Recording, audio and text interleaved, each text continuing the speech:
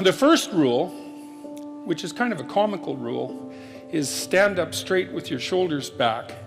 And it's a meditation, among other things, on the habits of lobsters. I read some papers on lobsters must be 10 years ago, I guess, and they just absolutely blew me away. I was reading these articles on lobsters, and I came across this finding that lobsters govern their postural flexion with serotonin. And I thought, God, that's so interesting. It's so flexion is to stand up straight. I thought, wow, that's so interesting, because depressed people crouch over. I wonder if there's any link between those two things. And then I went and read a whole pile of papers on lobster and lobster neurochemistry. Lobster neurochemistry is actually quite well understood because they have a fairly simple nervous system, right? And so if you want to understand a complex nervous system, it's a good idea to understand a simple one first and then sort of elaborate upwards. And it turns out that serotonin governs status. It governs status, emotional regulation, and posture in lobsters, just like it does in human beings. And so that just blew me away. And so one thing that chapter 1 is about is the fact that if a lobster is defeated in a dominance battle, you can give it essentially antidepressants and it will fight again. And that just blew me away. It's so remarkable, because one of the things it tells you is that, so imagine there's 10 strata in the lobster hierarchy. So you could be number 1, right, top lobster, number 10, bottom lobster. If you're bottom lobster, you have low serotonin levels and high octopamine levels. That's a neurochemical that human beings don't produce.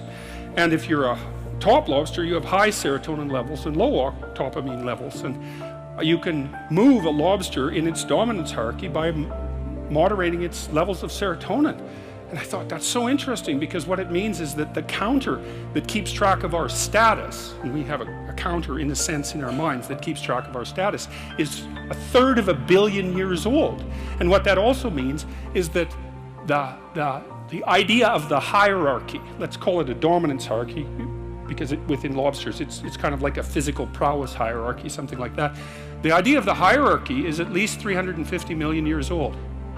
And so I read that and I think, well, so much for the idea that human hierarchies are a sociocultural construct. It's like, no, that's wrong. It's not just a little bit wrong, it's unbelievably wrong. It's mind-bogglingly wrong, right? And it's, right, and so hierarchies have been around for 1/3 of a billion years, and we have a neurochemical system that modulates our understanding of those hierarchies. And then also, and this is the interesting thing too, and this is why people's reputations are so important to them, there's lots of reasons, but this is one of them, is that where this counter that you share with lobsters rates you in terms of your hierarchical position determines the ratio of negative emotion to positive emotion that you feel.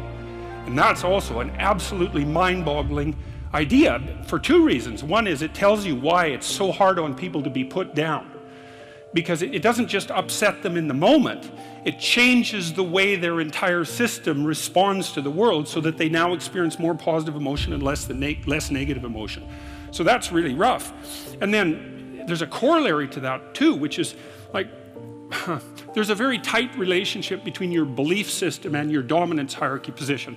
It's complicated, but it's worth going through. Like, let's say that, so I have a certain amount of status as a professor, and what would you say? I've been granted the entitlement to a certain position in a social hierarchy. Now, the question is, why do I have a valid claim to that position? And the answer, hypothetically, is because I know enough so that my claim to the position is valid. So then if you stand up in the audience and challenge my beliefs and show that I'm wrong, you might say, well, I get upset because I'm wrong, but the more accurate reason that I get upset is because you're indicating to the crowd that my position in the hierarchy of authority is invalid. And by doing that, you lower me in the hierarchy and you mess around with the neurochemical systems that are regulating my emotions. And so if you're interested, at least in part, in why people are so prone to defend themselves and their beliefs in the service of their position, then that's why. And so that's a great example of how you can learn these unbelievable things by stumbling across a rather obscure biological fact. It just what would you say? It's like a series of dominoes. And that's also why biological facts are so useful. It's like, we don't have to argue about whether or not social hierarchies, as I said, or hierarchies are social constructs. A given hierarchy is influenced in its structure by sociocultural conditioning, let's say, but the fact of the hierarchy, so like the part of your brain that detects and regulates your response to hierarchies is older than the part of your brain that recognizes trees. Like, it's old. It's really, really fundamental. And almost all social animals organize themselves in hierarchies, because now the other thing that chapter 1 is a bit of a meditation on what might constitute a hierarchy. One of my business colleagues, a former student of mine from Harvard, very, very smart guy. He's got a graduate degree in engineering from MIT and a PhD in psychology from Harvard. So there's like one of him in the whole world. And he's a very smart guy. And he helped me design the self-authoring suite, by the way, and he's been working for about 20 years on that. That's a suite of programs that helps people write about their lives and straighten them out. He told me to stop using the word dominance hierarchy. And he said the reason for that was that it was infested with Marxist presuppositions. And it really bothered me when he first said that, because I've been using the word for years, dominance hierarchy. He said, we had a discussion about that. He said, well, it's predicated on the idea that you climb up the hierarchy, human hierarchy, as a consequence of the expression of power. It's like, that's wrong. You climb up valid hierarchies as a consequence of the expression of competence. And that's actually technically right. He was exactly the right person to tell me that, because he had done his PhD on what predicts success in Western hierarchies. And the answer is quite clear. General cognitive ability, some prefrontal ability as well, which was what he specifically tested. So intelligence, roughly speaking, although it's a little bit more elaborate than intelligence, but that's close enough.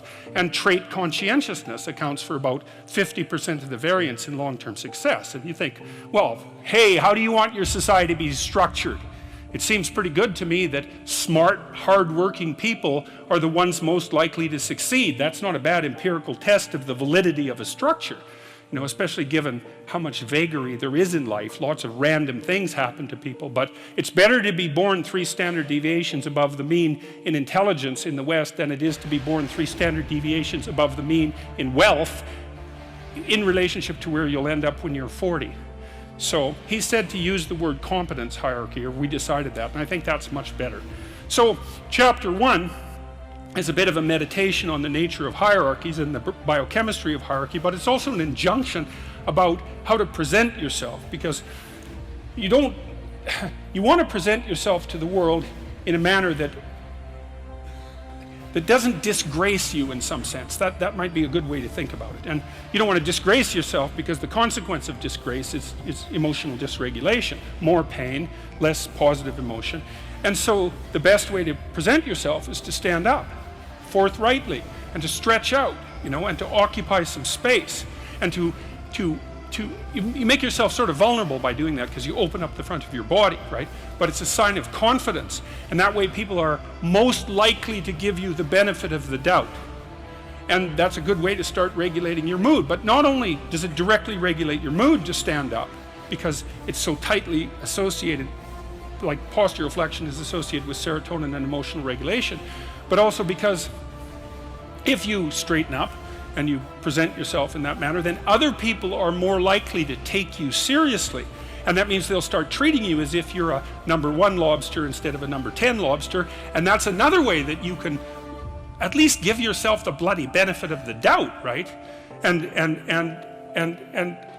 confront the world in a courageous manner. And that's a really good way of figuring out how to establish yourself in multiple competence hierarchies, because one of the general rules of thumb about how to be successful is to confront things that frighten you forthrightly and with courage.